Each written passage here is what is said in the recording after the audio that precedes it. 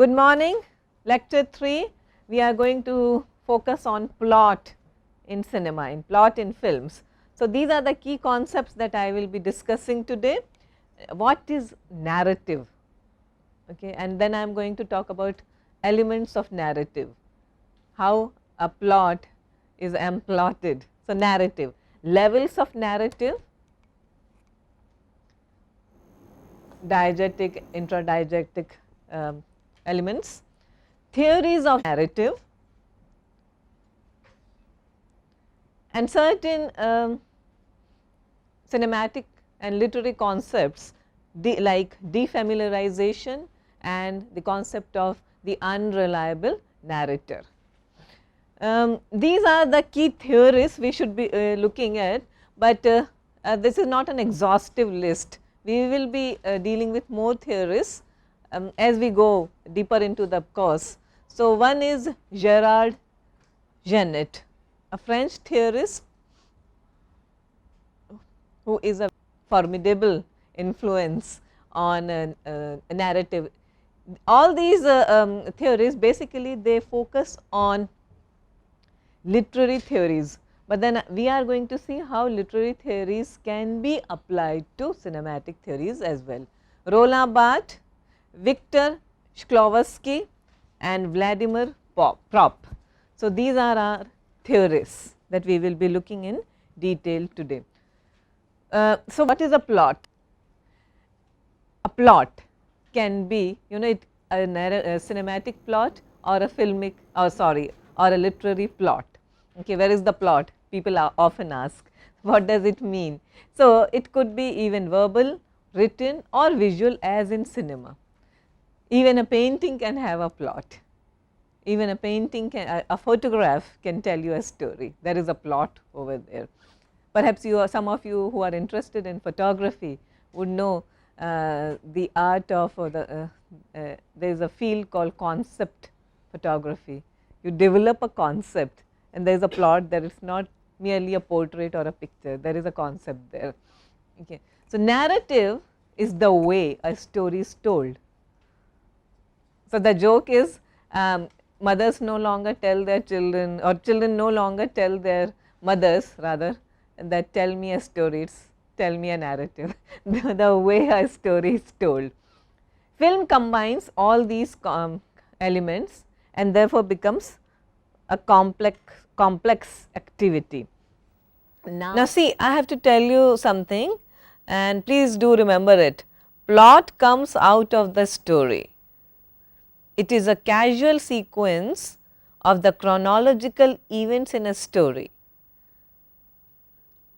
I would like to direct your attention to E.M. Forster's aspects of the novel to understand story and plot better. For instance, Forster gives us a story as the king died and the queen died, that is a story. But when you say the king died and the queen died of grief, that becomes a plot. Now, most stories, most cinematic, most literary theories, and this is a very universal concept I am talking about, they deal with human and universal experiences, unless you are talking about Matrix, which is of course about human experiences, but of a very different kind. Okay. So, this is what we most of us face, birth, growth, going on adventure. Adventure could be going about with our day to day life. So, that is adventurous enough. Facing various temptations. Give me example. I mean, here of course, we are talking about narratives, but what could be a narrative temptation? Temptation in a narrative.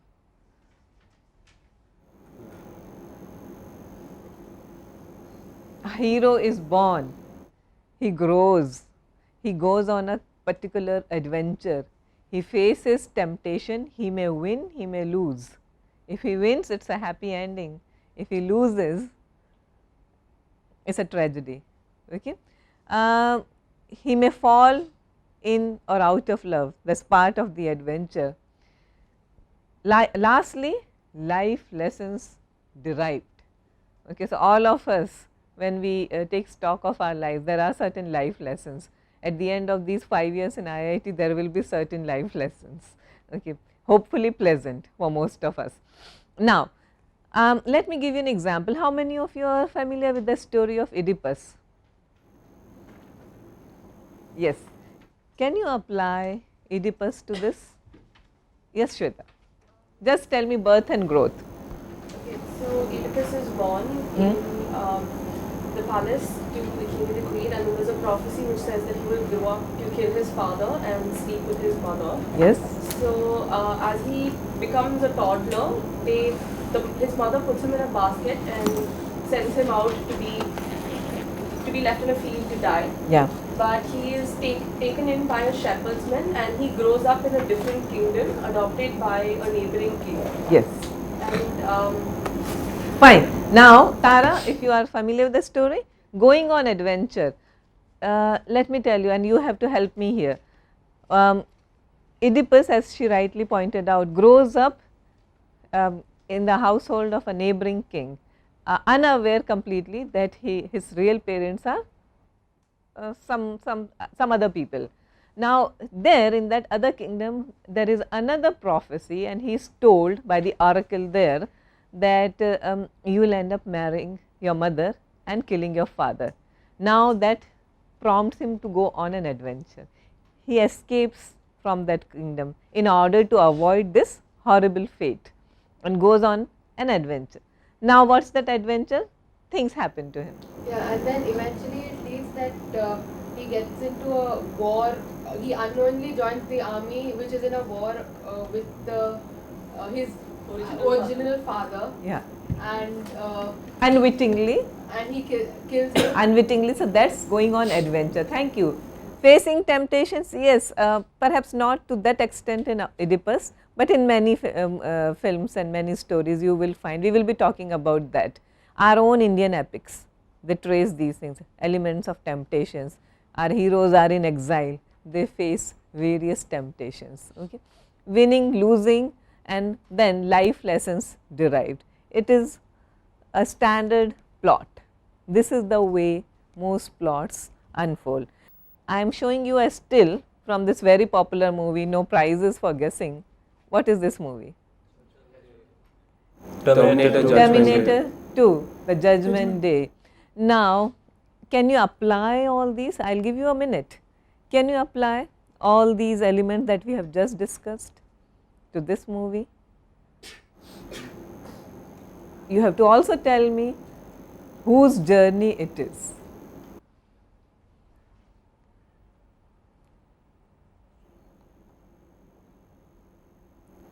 Apply the features we just talked about.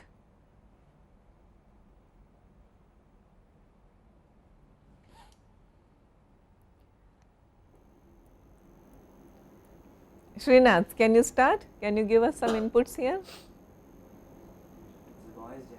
Okay, it's a boy's journey. Movie is seen through the point of view. So, point of view is a very important concept in any narrative. Okay, how a story is focalized. So, that is another concept that you should be familiar with. Focalization, point of view, perspectives. All these terms are given to us by Gerard Genette. Okay. Now, Vedant, if we apply birth, growth, adventure, do you think John Connor's story makes sense? Yes. Do all these things fit? It looks at his life since his a young kid and then grows up to be saved by the robot. By the robot. Yeah, it's a phenomenal story. Yeah, it's an epic story in which the original story was in 2 parts, the way I remember, and after that also we had a couple of sequels to it, but the story begins and unfolds and ends in part 1 and part 2, the way we understood the Terminator we popularly refer to. So, this is the story, and there is the hero going on for an adventure, okay, how he meets someone who becomes his mentor, a father figure, okay, and life lessons learned. So, there is a growth in the boy's character. The robo, yes, the robo remains robo, but there are certain changes in the robo as well. He imbibes more human humane qualities, but in the boy there is a complete growth in the character of the boy. He finds him, John Connor and his friend are robbing an ATM or something. Exactly. And it's after that, this scene is when they're being chased by the other, the Yes. T8 and TX, whatever. Yes. So the facing temptations in the sense that he's living with his foster parents, Yes. and how he's rebelling. He's at that particular age. Yeah. So he's rebelling against the establishment. Also and the all of that. fact that he comes from a disturbed family, yeah, absolute absence of his real father. His foster parents are shown to be quite indifferent to him, okay. And then he also has this major problem where the mother is confined to an asylum. Okay. So all these problems, so it's also coming of age film, the kind of genre I keep talking about, the Bildungsroma. Okay. So boy's journey, good. Now Gerard Genette, in his seminal text Narrative Discourse 1983, he tells us what are the components, basic elements of a story or the contents, and he tells us about events, the chronology. Of course, when you look at a movie like Pulp Fiction, there is a total disruption of chronology, but that's an exceptional movie that we are going to talk about later. Causality. Now all events should have a cause effect relationship. Okay. This happened, B happened because A happened. There should be a proper and appropriate link. Okay. So Genette also talks about causality, importance of causality and effect in a story. Characters, their actions and their interactions with each other or with one another, and how these impact, how they lead to a coherent plot. Genette also talks about setting, the importance of setting in a plot, spatio-temporal complexes, by which we mean where it's set, spaces, temporal, what time it's set in. Genette has given us 3 categories of time, of narrative time, called order, duration, frequency. By order we mean in which order the plot is unfolded. We also have flashbacks, flash forwards in narratives, remember? No? Right? So, flashbacks and flash forwards that contribute towards making of order, the order how sequences unfold. In Pulp Fiction, for example, the entire concept of order is disrupted. Okay. Duration, for how long does a particular scene last on screen, that is duration. Frequency, the number of times a scene is repeated or an action is repeated, that is frequency. Okay. So, duration, in other words, suggests the speed of narration of time and is understood through the amount of text. In cinematic terms, we can say the amount of time is spent on screen and devoted to the narration of a stretch of story time. Frequency is the relation between an episode in the story and the number of times it is narrated. So, in the narrative of Kurosawa's Rashomon 1950 movie, a particular event is repeated several times. How many of you are familiar with Rashomon? Okay, if you are not, then please watch it, because that is a movie that will be discussed frequently in this course.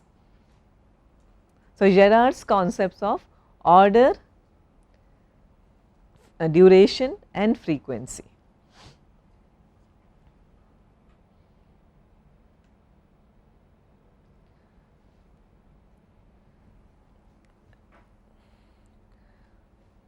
So, this is a still from Gone with the Wind.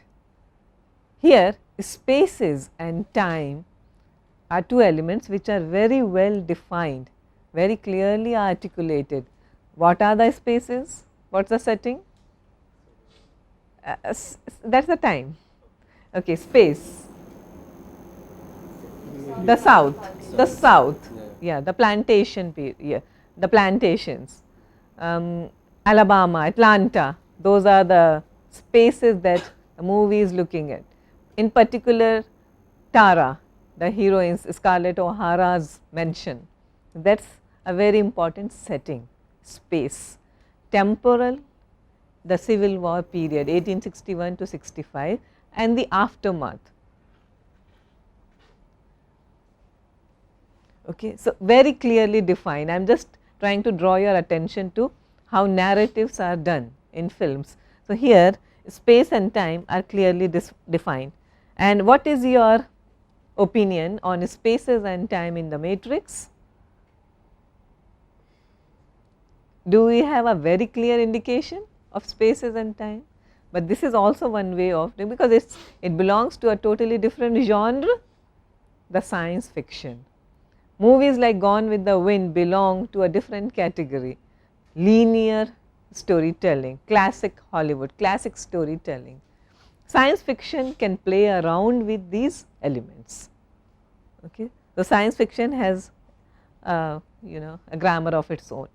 Any comments, any questions here?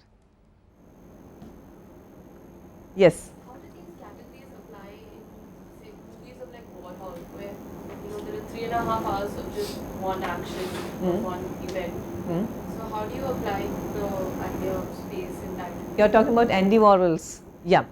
See, Andy Warhol is an avant-gardist. Okay, he is not really interested in telling you a story. Okay, but he is trying to capture a particular moment in our society. So, he is a pop culturist. He wants to look at the mundane aspects of life. So, his various projects, I mean, look at his even his photographs, Marilyn Monroe, Elizabeth Taylor, same picture, but tinged with a different color palette. It tells you about stardom. Marilyn is Marilyn no matter where. Okay, so that is stardom for you. Elizabeth Taylor remains Elizabeth Taylor. Okay. Now, what he is trying to capture in those famous documentaries is the idea of monotony of the contemporary world. So, that is Warhol. So, there is not a story being told, but in films like Gone with the Wind, Citizen Kane, Matrix, there is a story, there is a plot. In Warhol, we do not have plots. Yeah. So, Genette also talks about kinds of characters. A narrator could be reliable or unreliable. We are going to look at that. This is a very interesting area, the reliable narrator, the unreliable narrator. We also look at levels of narration, story within story, embedded narrations, multiple narrations.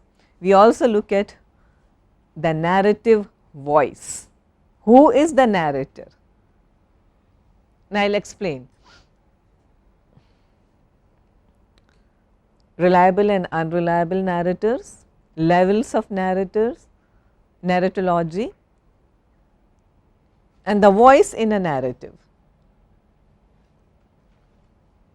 Narration in films are of three categories. One could be extra diegetic. These are the terms you should be familiar with. Extra diegetic,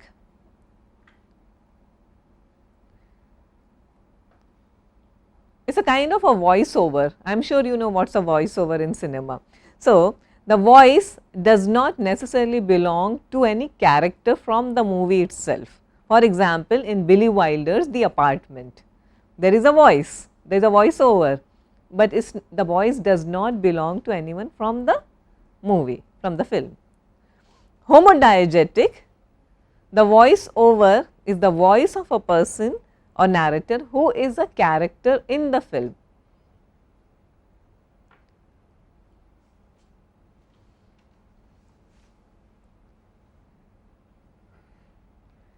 Intra-diegetic is when characters start speaking to each other to further the plot or to further reveal themselves. They tell us a lot about themselves by their conversation with each other, and I will give you examples from each category. So, extra diegetic we have already seen, the apartment where the character, the voiceover does not belong to any of the characters. Remember these terms. American Beauty, for example, plays on the homodiegetic narration. There is a voiceover, okay, from within a year I am going to die, right? Yeah, this is me and this is my house. That is the way, and we know that Kevin Spacey is talking to us. Kevin Spacey somehow finds his way very often in this course, and it will keep on happening. I was just giving it a thought. Okay, and we were talking about Kevin Spacey yesterday with reference to 7, and then I thought, oh my God, the number of films that I have in mind which star Kevin Spacey. So, interesting actor and very interesting body of work. Sunset Boulevard, if you have watched the movie with, it is again a Billy Wilder movie, and we are told the hero is already dead, but the dead body, the voice over belongs to the dead body, the dead hero. Okay. My story begins 1 year ago. Do you know the movie? No. Sunset Boulevard, Billy Wilder's movie, please make a note of it, belongs to the classic Hollywood period. We will be talking about classic Hollywood soon. So, Days of Heaven, one of the earlier movies of Richard Gere, a very young Richard Gere, directed by Terence Malick. I think it was his first major feature, and again it has a very interesting voiceover. The voice does not belong to the hero or the heroine or even to the parallel hero, but to the hero's younger sister. The hero is dead, we are told at the beginning. The voiceover, the narrator is the hero's sister. Again, examples of homodiegetic narration, Hitchcock's Rebecca. Last night I dreamt I went to Mandalay again, okay, based on Daphne du Maurier's novel. That is the way the novel begins, that is the way the film begins. Watch Rebecca. Spider-Man, does it have any voiceover? With great power comes great responsibility. Who does he say this to? Earlier on in the movie, his uncle says these very wise words, okay, uncle telling these words of wisdom to Peter Parker. At the end of the movie, we hear Peter Parker saying, repeating the same words.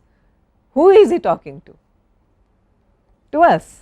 Okay, to us and not to Mary Jane in particular. He is talking to us, and it is his voice, the voice over narration. So, pay attention to these elements, you will enjoy films more. Any example, anything else that comes to your mind? Fight Club, Titanic, okay. All examples of which kind of homodiegetic. And what is homodiegetic narrative? The character who belongs to the movie, his or her voice. Could be a minor, could be a major character. And let me give you a very example, a very interesting example in this category. It's a movie called About a Boy. Familiar with the title? About a Boy. Hugh Grant's. Yeah. Now see, there is something very interesting happening in About a Boy. It is a very short, very sweet movie, but it has two voiceovers, two narrators, at times contradicting and other times complementing each other. So, the little boy who Hugh Grant is a father figure to, and then occasionally Hugh Grant's voice. So, we have two voiceovers giving us narration. So, very interesting movie in terms of plot and narrative. Intra-diegetic, characters speaking to each other and revealing something about themselves for the audience's benefit. We learn a lot about the plot and the characters. Now, here we have Tom Hanks in conversation with a lady on the bench. Do you remember there was when we were doing semiotics, we looked at this particular still from Forrest Gump. That is the point when Tom Hanks character, he is sitting alone on a bench. Later on, he is joined by a lady, and then he starts talking to her, and then he reveals. So, Forrest Gump is full of homodiegetic as well as intra-diegetic narrations. My mama told me, life is a box of chocolates. Okay, watch the movie, we will be discussing it later on. And then narration playing on with the concept of multiple perceptions. Again I go back to Rashomon, Kurosawa's. Please watch it, and then we will be talking about it in greater depth later on.